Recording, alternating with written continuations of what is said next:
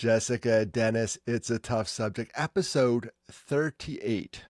Where did the time go and what the heck are you wearing? It's Christmas. I For the mean, it's listeners not out it's there, not April right now. It's actually December, folks. for the listeners out there listening on a podcast, maybe you're driving, she's wearing antlers and Christmas lights and earrings to boot. All right, what do you got on there? All right. I've got my All right. antlers. You can feel festive because I don't. I don't feel festive. Well, that's what we do. We lift each other up. That's it. I need you today. Just a weird couple days. I got a contract for a speaking gig in Massachusetts, but it's going to be a hot one. There was a loss, and those are always tough. Those weigh on my heart. Like if they're doing prevention, that's okay. If they're doing like postvention, it goes ooh. Like it just makes me think harder and work harder, and I feel everything. I feel Matt and Mark, and I feel everything. So that's why I'd rather do prevention, because everybody's in the room we need. Postvention is one person missing, the person with all the answers. I'm opposite. I mean, I like prevention, so I think together, I don't think postvention gets enough care or enough, I guess, thought behind it. But it's prevention too. Oh, yeah, absolutely. And folks, in the suicide prevention world, the suicide world, period, is prevention, intervention, and then postvention. And obviously prevention, we're trying to stop it. Intervention is somebody's in crisis and you're intervening on their behalf and trying to pull them off the ledge, which is always good, that at least you have a shot. And then there's the loss is the postvention. And I did a couple of those this year, and they wear me out. In a good, in a good way. I feel like I'm doing good work, right? Postvention is prevention, but boy, oh boy. You come home, you take a power nap after that, or a power walk, one or the other. I know. I don't. Whenever I have to speak in front of people about my father, I feel I get a really bad headache, and then I feel like I just need to go lay down. And I'm like, See, that is bizarre. I'm very blessed there. I don't get headaches, I give them. Uh, I've been told. oh. Well, it is holidays, and I want to there's something I want to celebrate that I have not Talk to me. talked a lot about on here, but my brother tried to take his own life 20 years ago. And I can't believe it's been 20 years. So it was 12 years after my dad died. And he talks about it too. And he's here with us still at Christmas. Whoa. So for me, I'm also celebrate that my brother is still here, that we have a better relationship, and that I get to see him, and he's, that we're not mourning him from 20 years ago. He was very close. It was very close. Wow. So you got, now, then we're going to define some other terms here in episode 38. We should have done these probably. Episode 1 is lived experience. Your brother has lived experience. Now we're survivors of suicide loss. You have to get these terms right. Because one time I said I'm a survivor of suicide, and someone says, you attempted. I said, no, I lost 2 brothers. Yeah. And then your brother is someone with lived experience. And loss experience. Oh, he's got the double whammy. Yeah. Yeah, he does. He does. Yes. So I did not think about this, as the year, my brother and I had a tumultuous relationship because I was angry at him. I was angry. We were all hurting after my dad died, and this is what happens, the family reels, postvention. We didn't have a whole lot of support or care. And then my brother just went down a road and where he had already had these experiences. So when we think about family, it being like a disease, it can be hereditary. My brother had also tried to do things when he was younger before my dad even died, and he talks about this. Okay, so it's out there. He's Yeah, in a healthy spot where he's talking. Wow. yeah. He's always been the talker. We for a while did not want to talk. He was more wanting to talk, and so that also caused issues. Friction. But yeah. It's funny you said that. I was supposed to do an event with somebody. It was a pretty big event, and at the last second, it got canceled. And the reason it got canceled was the person who was supposed to speak with me was catching flack from, I think, family members. and they put like a biche on it. And she said, another day, just not today. And it was a very public facing program. I'm like, all right. But I get that too, because I caught some grief when I had my coming out party, so to speak, to talk about my brothers. Not everybody was doing cartwheels about it. Yeah. I guess I'm fortunate. My family's always been, we've all been the same on the same page, working around it, talking about it. Um, not, I guess at first when in the 90s, nobody talked about it. I mean, you didn't even know like it was a thing almost. And, that was something that did not happen to us. That was what people did that were not like, Yeah, the obituary in the paper said nothing about it. right. It's just something like, Matthew Gillan left the world on blank and then went on. He leaves behind a brother, sister, whatever. Now I've seen some good obituaries where they mention, after a long battle with depression. So you know Yes. exactly what happened. Yeah. Mental health, or advocating for mental health in the obituary. But my dad's, which, I saw this a couple summers ago with someone I knew that lost, and this is okay, was a celebration of what he had done. He did a lot of things. He was a volunteer for a lot of things. He, was a great human, but also was a human who struggled and had his own demons.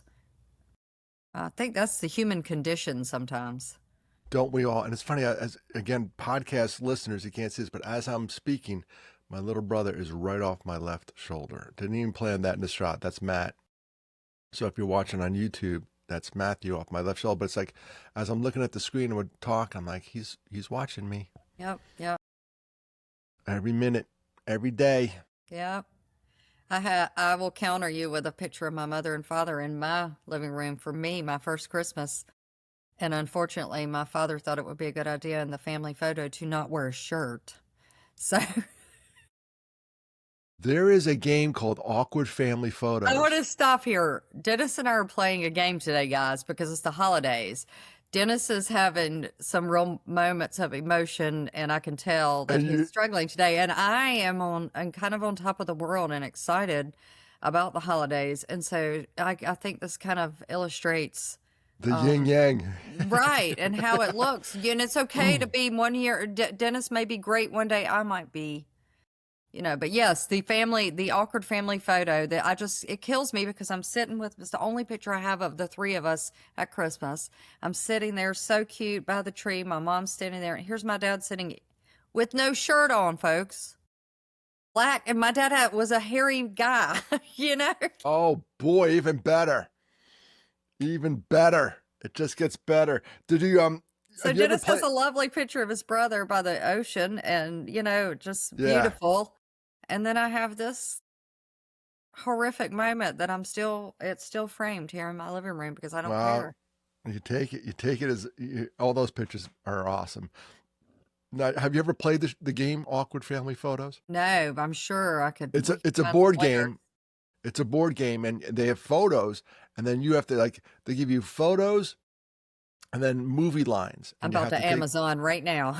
Yeah, you take the awkward family photo, and then you have to match it up with a funny movie line, and everybody has cards. It's like apples to apples, and then there's a judge, and the judge says that picture goes best with this quote.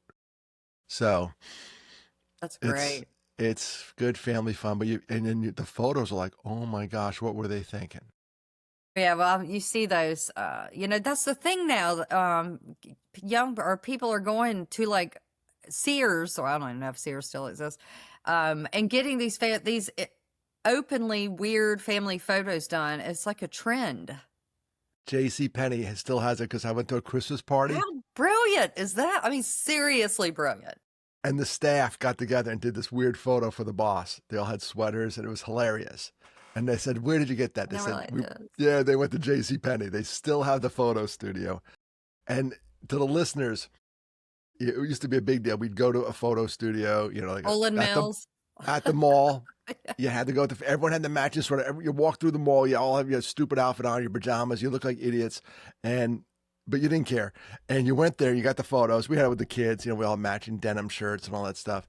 But even funnier than that is if you decided to take the photo on your own, you had to go to a photo mat. You had to drop off the film, wait a couple weeks. a jackrabbit. That was a big deal when you were a kid. You Yeah. know, And it's then, like this cool little house. I don't know what yours look like. We'd pull up to drop your photos off, and then yeah. I don't know. You found somehow had a little thing and knew when to come back, and No, he would take the bag. I remember this. They'd take the bag and they'd rip off part of the, like, there's a yes, yes, yes, perforated. yes, He'd go, all right, come back and it'll be ready like 4 days. And you'd put it in your car or whatever, or your wallet. You're like, I got to go get my photos. And you go get them. And you were so excited. And then you realize halfway through the deck, like you're the worst photographer on the planet. Like you're taking pictures of dirt. And you only had 24 exposures or 36 at max, like, or even yeah, 12. And if you blew a photo, you blew a photo. Like you blew it. yeah, yeah. And some of them would have light interference or just bizarre things. However, I think when we have pictures printed today, which I do, I don't know about you, often because it's important to me to keep memories. I didn't know how important it was until I lost somebody, and Yeah. struggle to find pictures sometimes, decent ones without, with a no shirt on and things like that. But today I feel like there's more problems today developing pictures than there were back then for some reason. I don't know. You bring up a good point, though. If you lose somebody today, you have a chronicle of pictures. You Yeah. have Yes. your Facebook pages, your Instagram. Yes. You can go back. One guy died of natural causes, and they turned his Facebook page into a memorial. And you were allowed to post, and you were allowed to post pictures. My brother died in '83. Man, I'm scrounging for photos. When like a reporter comes up to me and says, "Hey, do you have any photos?" I'm like, "Oh dear." And I have to do this deep dive. I've scanned a couple into my drive now, just so I have them. But to take a paper and digitalize it, and we didn't have that many to begin with. And I feel terrible because We didn't Mark take pictures every second of the day back then, no, exactly. So when if I go to do an interview with somebody and they have a recent loss, they show up with like 300 photos and I got like 4. Like Yeah, here. I know. And the other thing, you too, is I don't have any photos with my dad as an adult. I was 18 years old. I was a kid, you know? Oh yeah, yeah, yeah, yeah. I don't have recent, and you don't have recent, Great. like, Yeah, with the gray eyebrows and the gray yeah, hair and the hat yeah, head. yeah. Instead, I had like a mullet haircut was the last time. Just, big hair. Yeah. Yeah. That's tough. I think about that, and I remember the first Christmas my mom we had after my dad died, which was terrible. And they have gotten progressively better, and they're wonderful now. But it took time for sure. I think the first year was the worst. But I Yeah. remember my mom got this picture of my dad. My dad was a chimney sweep when I was younger, and he wore a top hat and tails and had like whatever the thing is that you hold to clean the chimney. And he Yeah, had the this sweep.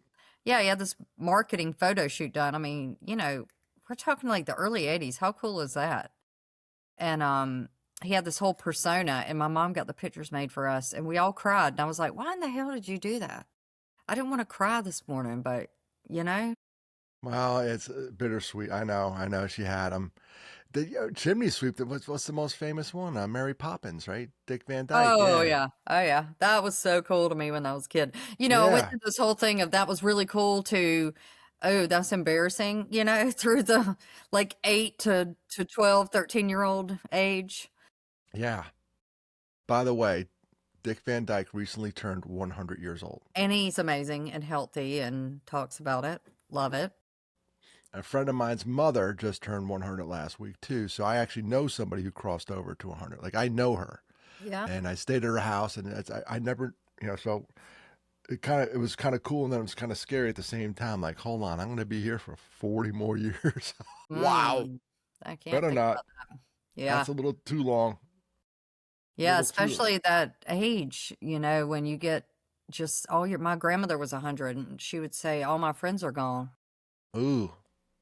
Ooh, you touched on something about your brother earlier. I want to harp on. There it is. There's the dog. All right, we were warned about that, and we all work out of the house these days. Jessica has a friend coming over because she's going walking today, which is good for your mental health. And you Yes. said when your friend comes over, the dog's going to go nuts, and the Yep. dog's going nuts. Well, at least you have an accountability partner. Yes. Yeah, that's awesome that you have that. That's for me is tennis. We get on these text chains. And if you sign up for tennis, if you sign up and you're one of four, you have to show up because the other three are going to be pissed at you because it stinks to hit 2-1-1. And so that's really good that you have an accountability partner. But you touched on something I want to touch on about your brother. I want to go backwards. You mentioned how you were mad at him. Yes. Yes. Hit on that a little bit because I was super mad at Matthew, the second brother. Well, I think it was that the actual act that he did that. It really wasn't even as much as consistently since, like I told you, he was, he had a learning disability, and he got picked on, but he was popular too, smart, but he was, the three of us grew up in some dysfunction, like most kids, honestly. And so he had caused a lot. It was an issue after an issue after issue after issue growing up always. And I think that was just kind of like the top. And then that happened. My brother, tried to take his life. He's permanently disabled. He has substance use disorder. He has Sure. suicide survivor. He has a agnoxic brain injury, which caused him to lose fine motor skills, his speech, All right. walking. And so he still, after that, tried to be an ass, caused problems, still tried to live that same lifestyle even after that. And it took me doing this work really. So I said this was 20 years ago, I'd say in the past, even 5 to 6 years, maybe a little longer, our relationships changed and he's changed. And, I've forgiven him or understand. I know it's not forgive. I understand things better. So I Sure. don't place blame like I did.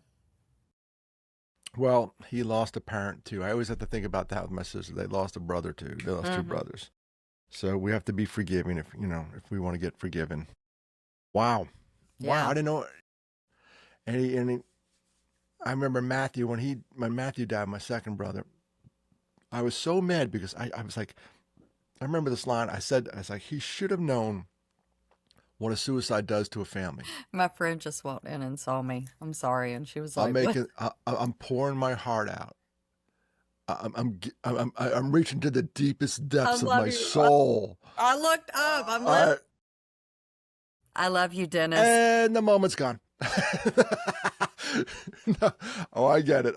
You're going to. We are opposite ends of the spectrum today. I'm going deep. Go. Dark.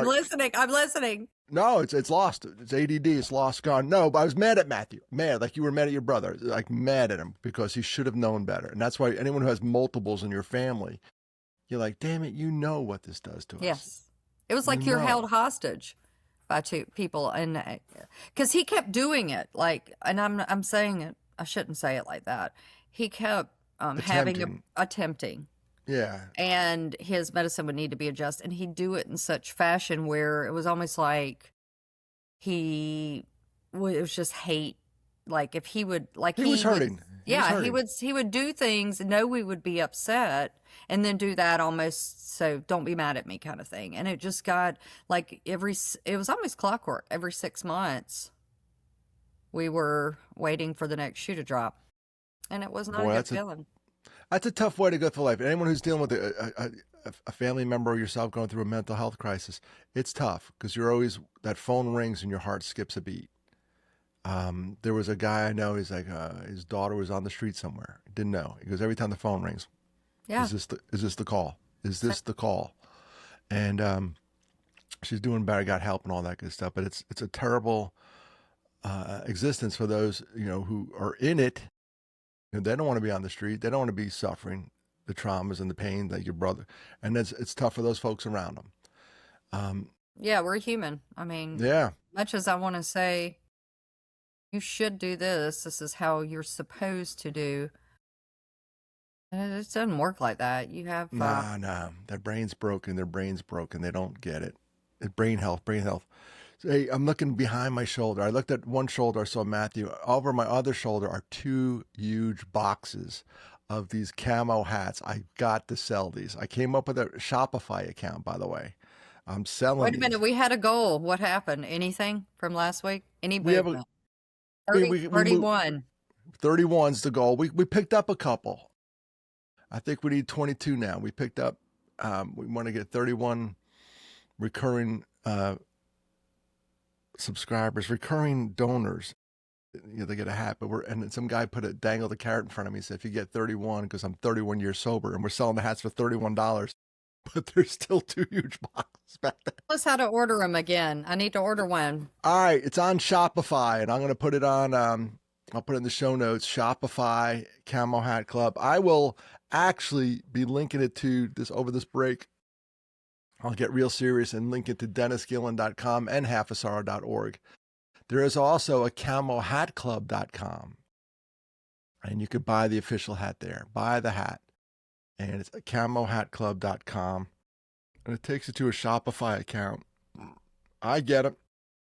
I put it in an envelope. I send you a little love message, and then off they go.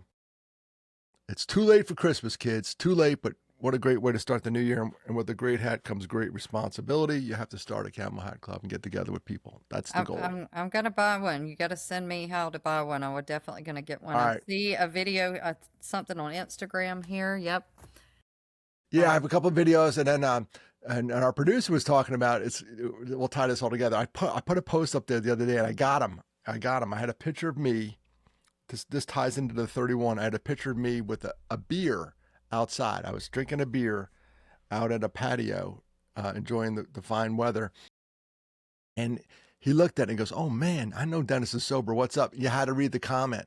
Like the description was, it was one of those alcoholic beers. It was a athletic. And I worry about this, Jessica. I worry about this all the time. I go around and I speak about sobriety and therapy, and I talk about all this stuff. And then one day some kid's going to see me out, and I have like a Heineken 0.0. This one was probably my favorite one. It's Athletic Hazy IPA. The Athletic Brewing Company just makes nothing but non-alcoholic beers, and they're all good. So I'm having one of those. My wife takes a photo, and I'm like, if I post that, everyone's going to think I'm a hypocrite. So I had to post it, and then tell people, like, if you ever see me out and I have a beer, it's a fake beer. I told him, I said, come up to me and fact check me. Come up there and ask me what it is. Say, what is it? What's in that glass? And so I should stop ordering them in public, because I feel I don't enjoy them as much. I do enjoy them, but I'm always worried about someone's going to walk by and go, I can see that. There's that You know what guy. you could do? You could reach out to the brewing company and say, hey, I'm a man 31 years sober. I have this organization that I founded. I have a podcast. I talk about you. Should let me hold it up and say, this. Yeah. Do some free advertising for them. Free advertising. So you can say their name, right? And they're really good, by the way. They've gotten really good in the before they were awful. You might as well drink it. O'Doul's. You drink that was the only one I knew of. It was awful. But they've gotten really good. They've the brewmasters have taken it to the next level, and they really are tasty. And I enjoy them. In fact, one time I had 2. I never have 2. I always get 1. And the guy goes, "You want another one?" I said, "Yeah, I want another one." And it was now, for my alcoholic friends, I had a table one time. I think I told you the story. I had a table next to the guys at AA. We were at an event, and AA had a table next to me. And they were super nice. And I asked them, I told them I'm 31 years sober. I didn't go to any programs, and I just got shocked into it, after Matthew died. And I asked them, "What do you guys think about the non-alcoholic beers?" And he said, "Too close. Too close." Yeah. This guy. See that. I could totally see it. It mimics it, but I get it. And this guy said his sponsor at one time told him, avoid tomato juice, because he used to like Bloody Marys. Yeah. And I got it. I've said that I got it, but I'm at the point where I'm okay now. Like, I'm 31. I'm not going backwards. There's no way I'm getting drunk ever. It's not going to happen. I don't want to. I don't desire it. I have beer in my fridge right now because my kids are coming over. I go right past it. Yeah. I reach around it, get the soy sauce. I touch it. I'm like, I don't want it. But some people can't do that. Mm-hmm. And I get that. I had a friend that actually died, unfortunately, from heroin. And I remember him telling me he can't get blood. He couldn't get shot. He couldn't have anything to do, even see a needle. It's that powerful. And that broke my heart. Super powerful. Now, listen, my Yeah, my my deal was alcohol. The drugs that are out there now, the fentanyl, the heroin, bad that stuff. addictive property is way off the charts where it calls their name at night. Like I don't lay in bed and beer in the fridge going, "Hey, Dennis, drink me." I don't even hear that voice. I'm asleep. But they will lay in bed and think about that trip. Yeah, yeah. And it's That's it's it's years horrible. later, years Yeah. later. Oh yeah, he told I mean he was completely sober. Went back unfortunately after an issue with his wife, and yeah, that was I just knew. That's a bummer. Yeah, I know. And he makes me think about my dad. He loved my dad, and he didn't have a dad that did much with him. And so you've heard me talk about my dad taking people fishing, guys, and hunting, and Yeah, one of those guys. Honestly, it affected them too. Those young men. They told me that years absolutely. later. You know. That's what people need to understand. Every death, premature death due to desperation, a death of desperation, alcohol, substance use, suicide, every one of those deaths have this ripple effect. They impact people you don't even know. Some kid you went to school with in third grade, well, someone will come up, hey, remember that guy? He died by, and it'll mess them up. Yeah. Yeah. Be it for a small period of time or for a long period of time. The loved ones, they say it's like 6 immediate members of the family will get rocked, and then there's like 20, and it goes on, and somewhere the number ends up around 135 on average. People are Yeah. impacted, Yeah. some higher, some lower, but dang, people don't realize that when they're in the throes of that depression or the throes of that addiction, how many people are smoking that pipe with them. It's sad. Yeah.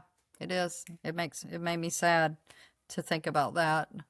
Um, but it also made me happy a little bit to think about the impact. When I said I was embarrassed and I knew it was my dad would do things that were embarrassing, and when you're a kid, you think everybody else's family is perfect but yours, you know. But it was kind of cool to know that he had a positive impact. Dads exist to make their kids roll their eyes. Just My remember dad that. had an uncanny knack, especially me. We didn't. It wasn't a normal like embarrassment. It was not great, I but as we got older, it changed.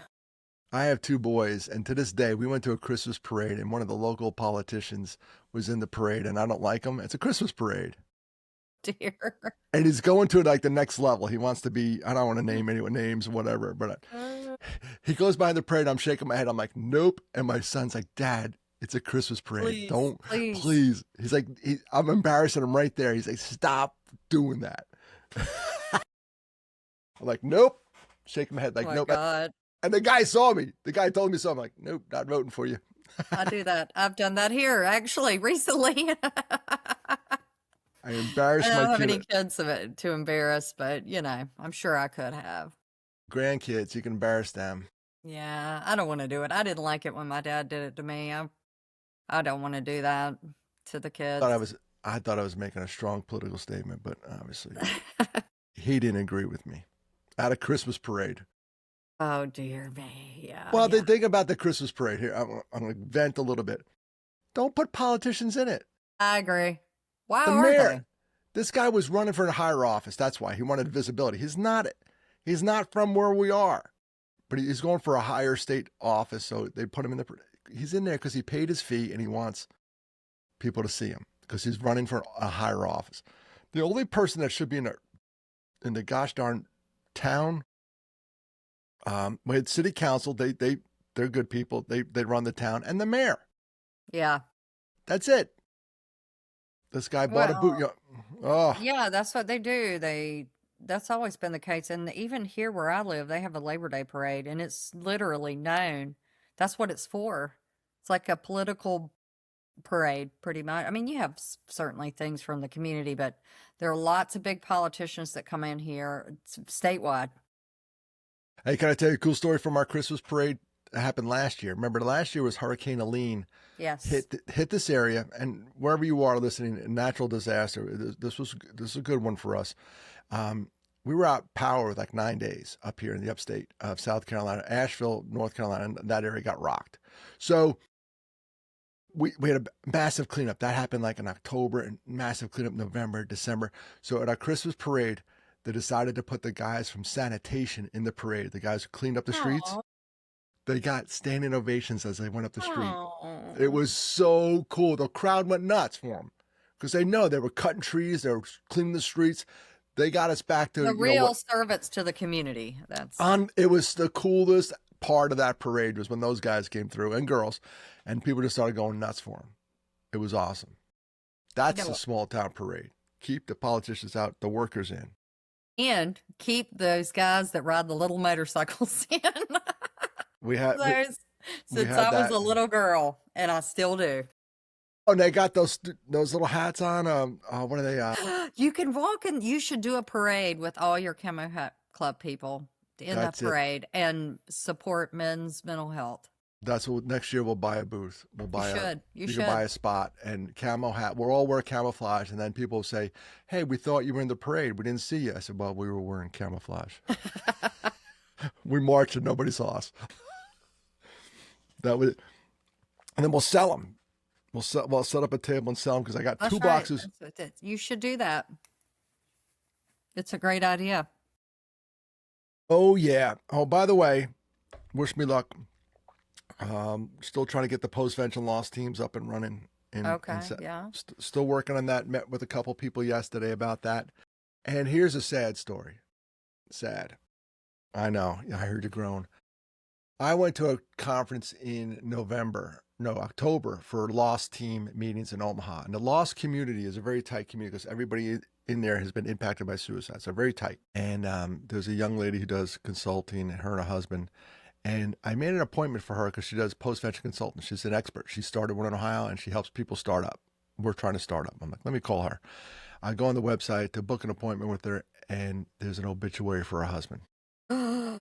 This woman lost her son to suicide and now lost her husband. And we still had the call. To suicide? Her No, husband? he died by a heart attack. Oh. But I was just like, wow, I just saw the guy. Younger than me, just saw him in October. He was on stage talking about, I went up and introduced myself to him. I have his business card here on my desk. And then he said, no, you got to talk to my wife. She's the brains behind the operation. All guys will admit that. And I went up and saw her. And then I went to reschedule the appointment for them, finally get around to it. And he's no longer with that ruined my day. Yeah, mine too. Just hearing about it, sad. Oh, any death, premature death. We should all live to a ripe old age of 100. Wouldn't it be crazy if we all lived to like a certain date, like 100, and then we all died? Like we knew that you would make it. Would you live differently? Oh no. I don't think Probably. I don't think I want to know the expiration date. Yeah. I mean, no, I don't. 100% don't. I think I would live differently, maybe. I don't know. Probably not in a good way. People would think, oh, I'll do this. No, I'd live like freaking panicking, counting down the minutes and the hours. That would be my way I would live because that's who I am. By the way, Tim says the guys on the little motorcycles are the Shriners. I couldn't think of it. The Shriners. That's why we have a producer. He's in the chat. The Yes. Shriners. Yes. They got those little tassel hats. fedoras or whatever they wear. That's it. The Yeah. Shriners, and they do great work. And they do. Yeah, Here they we are do. making fun of them, and they do great work. No, I really No, I did can't. love those little. They were amazing. The No, kids love no, that you stuff. made fun of them. No. I did not. Quit getting me in trouble. Next thing you know, my Shriners saying, The Shriners are where's- boycotting. It's a tough subject. I know. And we deserve it. No, it's all good. I think my grandfather was a Shriner, so. Are you going to walk, by the way, when you go out and walk today? And I got to do something. That's maybe why I'm a little cranky today. I haven't done anything physical. When you go out and walk today, are you going to wear those lights and No. and no. the antlers? As soon as my friend's is sitting here with me, and she and I will go, and this is our therapy session together. Or Nice. we won't talk about it. We'll talk about working out or what we're going to do different this year. Yeah. Which, I think that's kind of what you and I talked about. What are we going to change this year? That might be our next episode since it's the end of 2025 right now, December Whoa. already. Whoa. Whoa. Where did the year go? Do you stick to your resolutions usually? No. Me neither. No. Does anybody? Up until like First week of February. That's why Then they're if you have a good accountability partner. That's it. Yep. That's it. I used to walk all the time. I used to walk 5 miles a day. I did it one time for a week. I walked every day 5 miles a day, and then I was 35 miles from my house, which is kind of weird. I'm not even going to talk about that. Oh, and I'll let you go on this. On walking, I did get in this thing, and maybe they'll sponsor us one day. There's a thing called Step Bet. You ever hear about this?